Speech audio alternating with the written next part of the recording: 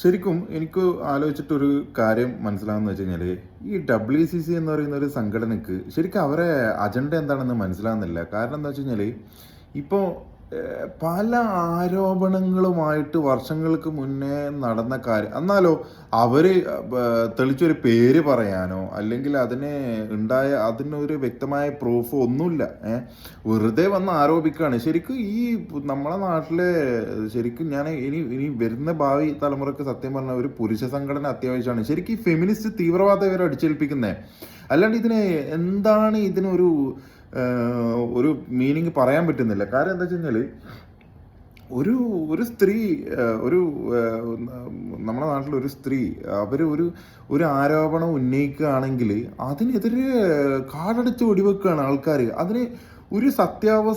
ആൾക്കാർ ഒരു സത്യാവസ്ഥ എന്താണെന്ന് അന്വേഷിക്കാനോ അതിൻ്റെ കൂടെ നിൽക്കാനോ ആൾക്കാർക്ക് ഇനിയിപ്പം ഒരു സമൂഹത്തിൽ ഒരു പ്രിവിലേജുള്ള ഒരാൾക്കെതിരെ ഒരാൾ പെട്ടെന്ന് പോയിട്ട് ഒരു ആരോപണം ഉന്നയിക്കുകയാണ്. ശരിക്കും അയാൾ അതുവരെ വഹിച്ചിരുന്ന സ്ഥാനമാനങ്ങൾ തെറിക്കും. ശരിക്കും അയാൾ ഉണ്ടാക്കിയ പ്രിവിലേജ്. ഞാൻ ഒരു കാര്യം ചോദിക്കട്ടെ, ഇപ്പോൾ ഒരു രേവതി സമ്പത്ത് എന്ന് പറഞ്ഞ ഒരു നടി കുറച്ച് മുന്നേ ഒരു 12 ആൾക്കാരെ അവരെ പീഡിപ്പിച്ച 12 ആൾക്കാരെ പേര് വിവരങ്ങളൊക്കെയാണ് പുറപ്പെടുവിച്ചുള്ളത്.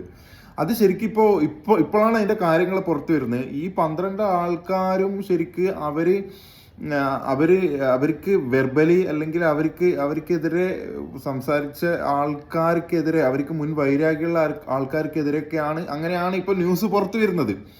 ന്യൂസ് മീൻസ് ഇത് ചാനലുകളല്ല ഇത് പുറത്തു വിട്ടത്. ഇവിടുത്തെ വ്ളോഗേഴ്സായ ആൾക്കാർ, നമ്മളെ യൂട്യൂബ് ചാനൽസ് ആണ് ഇതിൻ്റെ സത്യാവസ്ഥ. ഈ അഖിൽമാരാറിൻ്റെ വീഡിയോയിലൊക്കെ നിങ്ങൾക്ക് നോക്കിയാൽ മനസ്സിലാവും. ശരിക്കും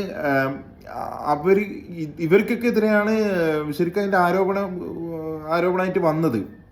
അതിൽ ഒരാളെ ഭാര്യ എങ്ങനെ ആത്മഹത്യ ചെയ്യാനോ അങ്ങനെ എന്തൊക്കെ ശ്രമിച്ചിരുന്നു. ശരിക്കും അങ്ങനെ എന്തെങ്കിലും സംഭവിച്ചു പോയിരുന്നെങ്കിൽ ഈ മാധ്യമങ്ങൾ പിന്നെ അതിൻ്റെ പിന്നാലെ പോകുമോ? ശരിക്കും അതിൻ്റെ സത്യാവസ്ഥ ഇവിടെ ആർക്കാണ് അറിയാൻ താല്പര്യം? ഒരാൾക്കെതിരെ ഒരു ആരോപണം ഉന്നയിച്ചാൽ അയാളെ മാക്സിമം പിച്ച് ചീന്തി ഭിത്തിയിൽ ഒട്ടിക്കുക എന്നുള്ളതാണ് ഇവിടുത്തെ മാക്സിമം ആൾക്കാർ ചെയ്യുന്നത്. അങ്ങനെയല്ല ചെയ്യേണ്ടത്. നമ്മൾ ഈ ജനങ്ങളെങ്കിലും അവർ TRP റേറ്റിംഗ് കൂട്ടാൻ, അവരെ ബിസിനസ് വളർത്താൻ അവരെന്തും ചെയ്യും.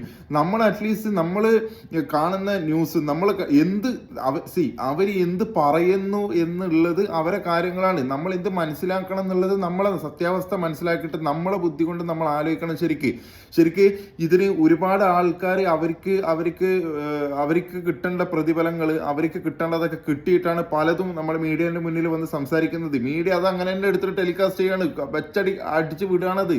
അതൊന്നും നോക്കാൻ ഇവിടെ ഒരു മാധ്യമം ഒരാളും അത് ഫിൽട്ടർ ചെയ്ത് അതിനെതിരെ ഒരു അനലൈസ് നടത്താനോ ഒന്നുമില്ല. ഇപ്പൊ നോക്കൂ, നമ്മളിപ്പോ ഒരു മാധ്യമ ചർച്ച കാണുമ്പോൾ തന്നെ ഒരാൾ ശരിക്കും സത്യം പറയുകയാണെങ്കിൽ അവരെ വായ നിശബ്ദാക്കാണ് അതിന്റെ അവതാരകൻ. ശരിക്കും അവർക്ക് മേൽ നിന്നുള്ള പ്രഷറായിരിക്കും. പക്ഷെ ശരിക്കും നമ്മൾ കാണുന്ന ഒരു വിഡ്ഢികളായിട്ട് നമ്മളത് എന്താണ് മനസ്സിലാക്കേണ്ടത്? നമുക്ക് അതിൽ മനസ്സിലാക്കാൻ എന്താണ് ഉള്ളത്? ശരിക്കും ഇവിടുത്തെ ജനങ്ങളെ നിങ്ങൾ ശരിക്കും വഞ്ചിക്കുകയാണ് ചെയ്യുന്നത്. നിങ്ങളൊരു ന്യൂസ് മാധ്യമം, ഒരു വാർത്താ ചാനൽ, വാർത്താ മാധ്യമത്തിന് ഈ നാടിനോടൊരു പ്രതിബദ്ധതയുണ്ട്, ഈ സൊസൈറ്റിയോടൊരു പ്രതിബദ്ധതയുണ്ട്. അത് നിങ്ങൾ കാത്തു സൂക്ഷിക്കുക തന്നെ വേണം. ചില ബിസിനസ്സിലെ ചില പൊടിക്കൈകൾ നിങ്ങൾക്ക് റേറ്റിംഗ് ഉണ്ടാക്കാനും നിങ്ങൾക്ക് ഇതുണ്ടാക്കാനും ഈ നാട്ടിലെ ന്യൂസിന് ഒരു പഞ്ഞുമില്ല. അറ്റ്ലീസ്റ്റ് നിങ്ങൾ സത്യസന്ധമായ വാർത്തകളെങ്കിലും പുറത്ത് വിടാൻ നോക്കണം. അതൊക്കെ ഇവിടുത്തെ ആൾക്കാർ ഇവിടെ എന്തെങ്കിലും ഒരു നിയമാവലി ഇവർക്കൊക്കെ വേണ്ടി ഉണ്ടാക്കണം എന്നാണ് എനിക്ക് സർക്കാരിനോട് പറയാനുള്ളത്. അല്ലാണ്ട് ഇതിനൊന്നും ഒരു അറുതി വരുത്താൻ നമ്മളെ കൊണ്ട് പറ്റുമെന്ന് തോന്നുന്നില്ല.